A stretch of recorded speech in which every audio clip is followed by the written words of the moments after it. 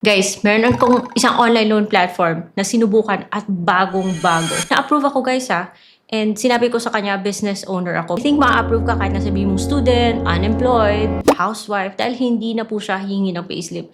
At kung ma-approve ka niya ha, 30 seconds lang or even less or more or less, marireceive mo na sa GCash kung GCash yung nominated disbursement account mo. At ang sipag niyang magpa-ads guys, syempre dahil bagong loan app, huwag niyo munang i-download. Sinubukan ko yung loan app na to so you guys don't have to. I-reveal ko sa inyo sa video na to kung talaga bang lalapitan nyo to o hindi, or Pikit mata or whatnot kasi kayo magde-decide niyan. So, panoorin nyo na lang yung video na to guys para alam nyo kung anong meron sa loan app na to. Keep watching. Welcome back to my channel. It's Ate Red here. Dito nagre-review po tayo ng mga online lending platforms with financial literacy in mind. Dahil yung pag-uutang po, it's a big responsibility. Kaya dapat alam natin kung ano yung mga pinagagawa natin sa mga cellphone natin. So this video is not sponsored. It is based on my personal experience. Nakilala ko yung loan app na to a week ago dahil nakita ko yung ads niya. Ang sipag niyang magpa-ads, but maybe because bago siya. But this loan app is only available sa Google Play. Kaya dito ko po siya din-download sa aking cellphone, which is a Samsung flip phone. If you are interested, meron tayong product link dyan. Dahil sa Shopee, pwede nyo siyang bilhin ng installments. Kung may SPay later kayo, S-loan the better. Pero kung wala, and you just like this phone, then go ahead. Click nyo na yung shopping link. Pero kung ayaw nyo, it's okay. Just so you know, na yung loan app na to ay Google Play Store lang. Kaya dito ko po siya din-download kasama yung mga loan apps na ayaw ko. Yung loan app na to, sipag-sipag niya magpa-add. So, din-download ko siya last week. Because yes, yung loan app na to hindi man 7 days. And 2 payments siya ha. Pero, every 7 days ang magbabayad. So, lalabas ng 14 days lang. So, ayan. So, last week, sinubukan ko siya. Nagkaroon ako ng offer, 4,000 pesos. And 4,000 pesos is already a big amount. Pang petro di peligro, pang tawid. Okay na yan. Sana ha. If maganda yung offer niya. Hindi ko pa alam that time kung kakaltas ba siya or hindi. Or buo bang matatanggap. Yung sinubukan ko is 1,000 pesos pa lang. Kaagad kong natanggap guys ha. And after 6 days, so, baka. Kasi bagong-bagong loan app to, Gulzara. Gulzara Lending yung company daw behind this loan app, which by the way, sabi niya meron siyang registration, pero when you go to the list of recorded online lending platforms, wala siya doon. Kailangan po kasi na yung OLA ay registered platform. Nagkakaroon na nga tayo ng problema sa mga loan apps na hindi nga registered pagkatapos. Nako. So sabi ko makukulit na ako nito. 6 days before my due date, nako, tahimik. Walang makulit, tahimik yung cellphone. Walang tumawag Wala rin nag-text.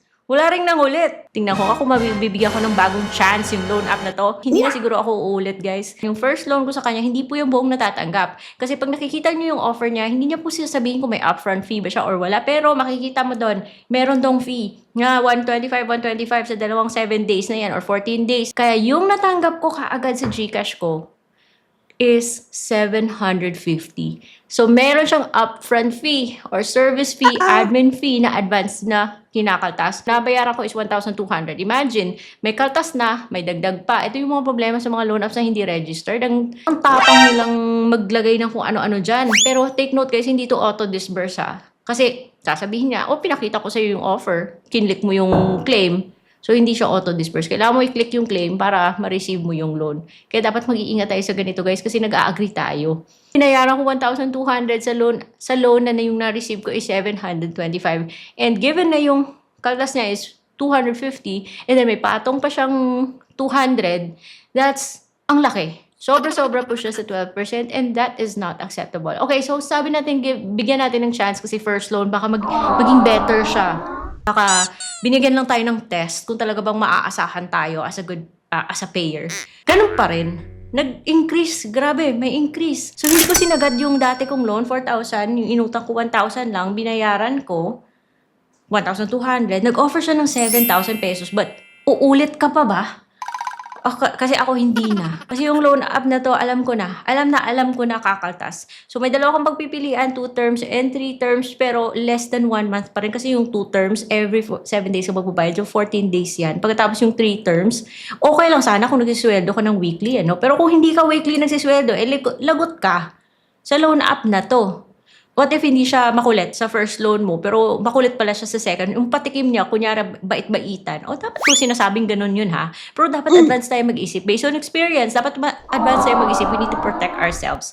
Tayo yung nag-uutang, our credit history is at stake here. So, karapatan nating mag-ingat. So, ayun guys, hindi na ako uulit sa loan app na to. So, nasa inyo yan kung go kayo or no ha. Pero para sa akin, it's a big no-no. Guys, hindi po siya hihingi ng payslip. So kung talagang kailangan nyo ng pera, you be the judge. Kayo magdi-decide niyan. Yung masasabi ko lang, para sa akin, it's a big no. Yung loan app na to, meron po siyang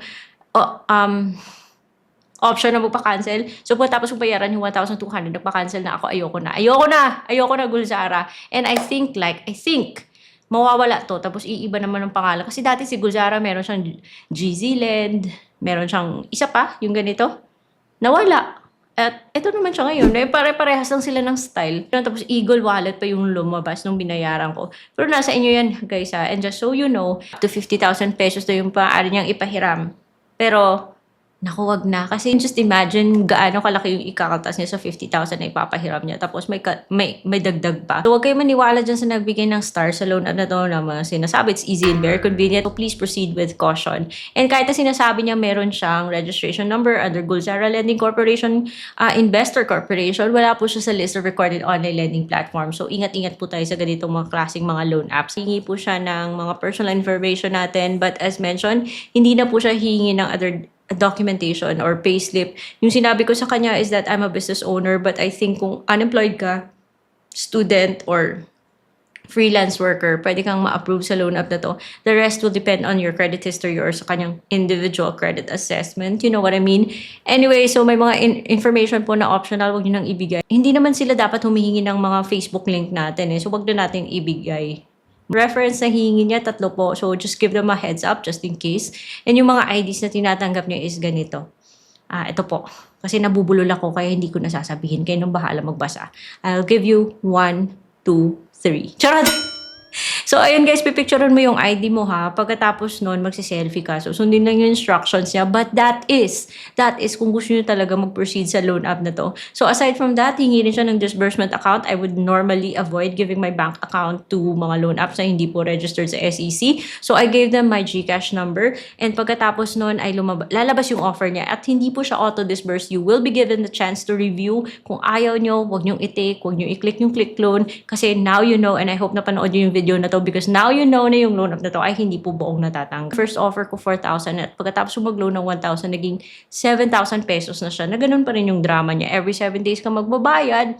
So, hindi aabot ng isang buwan, yung interest mo ay sobrang laki. Yung ibabalik mo sa kanya ay sobrang laki. Kaya nga guys, sabi ko sa inyo, for me, it's a big no-no. Kahit mo siyang matatanggap, siguro mga less than 1 minute kung approve ka niya. Kasi siguro kung matagal siyang reviewing based sa feedback ng iba, reject. Para sa akin guys, ilang beses ko itong uulitin, mauumay kayo para sa akin. Iiwasan ko yung loan app na to. Ayoko sa mga loan app na kumakaltas na, ang laki pang pinapatong at sobra na tong for a loan app that's hindi man lang umaabot ng isang buwan. Nasaan ang hustisya dito? So, napaka-unfair. So, yun nga, hindi na ako uulit guys sa loan app na to ha. So, bago kayo mapadpad sa ganitong mga klaseng loan app, please check the legit loan apps playlist. And dito po yung mga loan apps that are much better than this loan app.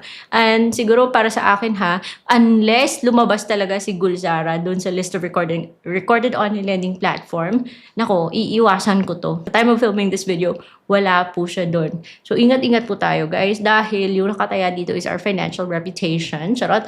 At kung masisira yung financial reputation natin ng dahil sa mga ganitong klase mga loan apps na hindi deserve, baka hindi na tayo makalapit sa mga lenders that are much better than loan apps like this. Sana naman meron kayo natutunan sa video na to. Kung meron ako nakalimutan banggitin ha, let me know in the comment section. And let's talk about it in another video. But that is all for today. I'll see you on my next vlog. Bye-bye.